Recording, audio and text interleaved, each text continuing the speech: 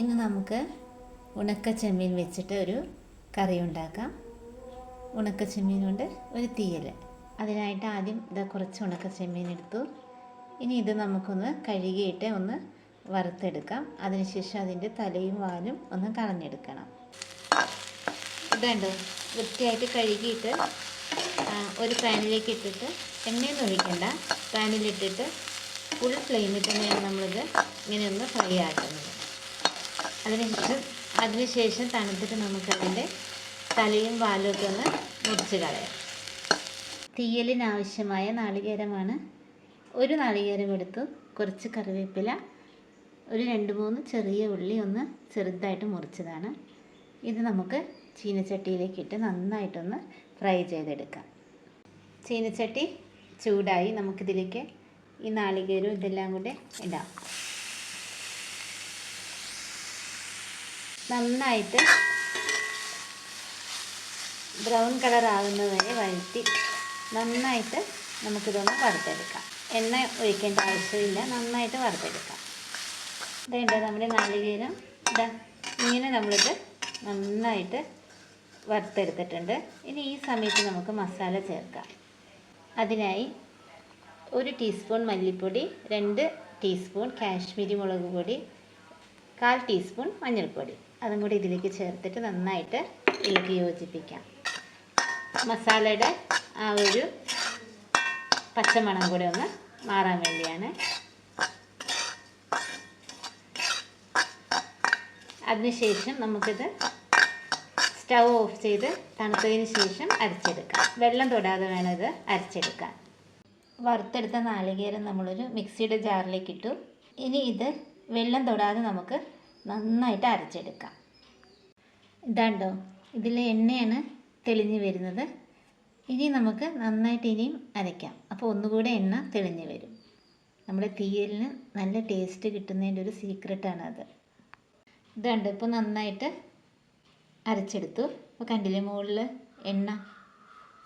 അപ്പോൾ ഇതുപോലെ വേണം അരച്ചെടുക്കാൻ. നമ്മുടെ തീയൽ ഉണ്ടാക്കാൻ വേണ്ടി ഒരു പാൻ അടുപ്പത്ത് വെച്ചു. അതിലേക്ക് കുറച്ച് എണ്ണ ഒഴിക്കാം. ഇത് മതി. എണ്ണ ചൂടായിട്ടുണ്ട്. ഇനി നമുക്കതിലേക്ക് കടുകിടാം. കുറച്ച് ഉലുവ കൂടി ഇടാം. ഇത് ചെറിയ ഉള്ളിയും 3 പച്ചമുളകുമാണ്. അതിലേക്ക് ഇട്ട് നന്നായിട്ടൊന്ന് വഴറ്റിയെടുക്കാം.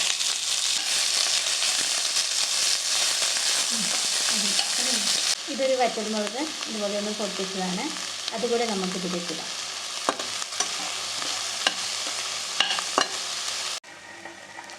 ഉള്ളി നന്നായിട്ട് വഴന്നു വന്നു. ഈ സമയത്ത് ഒരു 1/2 ടീസ്പൂൺ മുളക് പൊടി ഇടാം. നമ്മൾ തേങ്ങ വറുക്കുമ്പോൾ ഇട്ടിട്ടുണ്ടല്ലോ, ഇത് ജസ്റ്റ് കഷ്ണം ഒന്ന് വേവാൻ വേണ്ടി മാത്രം.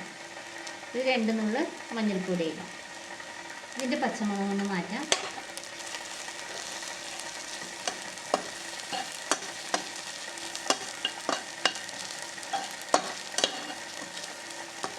ഇനി നമുക്കിതിലേക്ക് ഇതൊരു തക്കാളി മുറിച്ച് വെച്ചതാണ്, ഇത് ചേർക്കാം.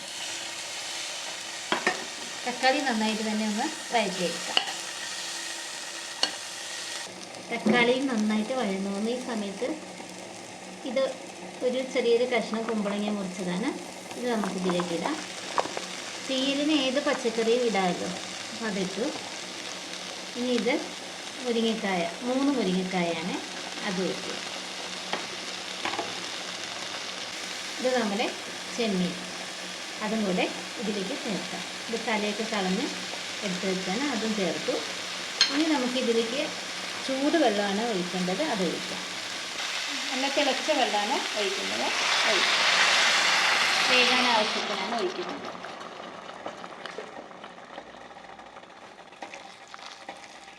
എല്ലാം കൂടി ഒന്ന് ഇളക്കി യോജിപ്പിക്കാം. ഈ സമയത്ത് ഇതിനാവശ്യത്തിനുള്ള ഉപ്പ് കൂടെ നമുക്ക് ചേർക്കാം.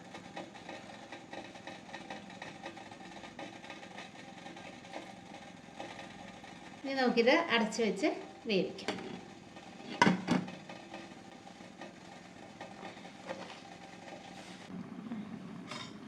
ഇപ്പോൾ നമ്മുടെ കഷ്ണമൊക്കെ വെന്തിട്ടുണ്ട്, കണ്ടില്ലേ? ഈ സമയത്ത് നമുക്ക് ഇത് ഒരു നെല്ലിക്ക വലിപ്പത്തിലുള്ള പുളി വെള്ളത്തിലിട്ട് പിഴിഞ്ഞെടുത്താണ്. ഇത് നമുക്കിതിലേക്ക് ഒഴിക്കാം.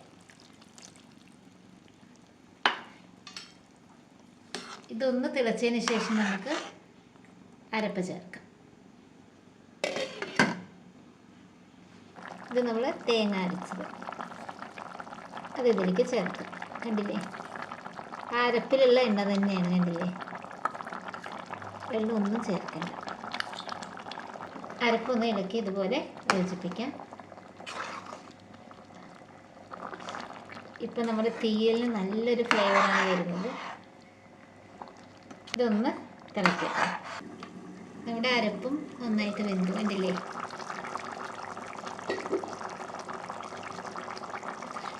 കറി പാകത്തിനായി, നമ്മുടെ തീയൽ പാകത്തിനായിട്ടുണ്ട്. ഇനി നമുക്ക് സ്റ്റൗ ഓഫ് ആക്കാം.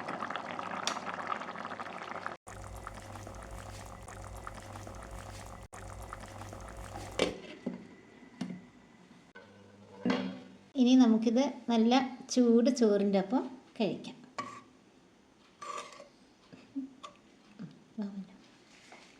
നല്ല ചൂട് ചോറാണേ.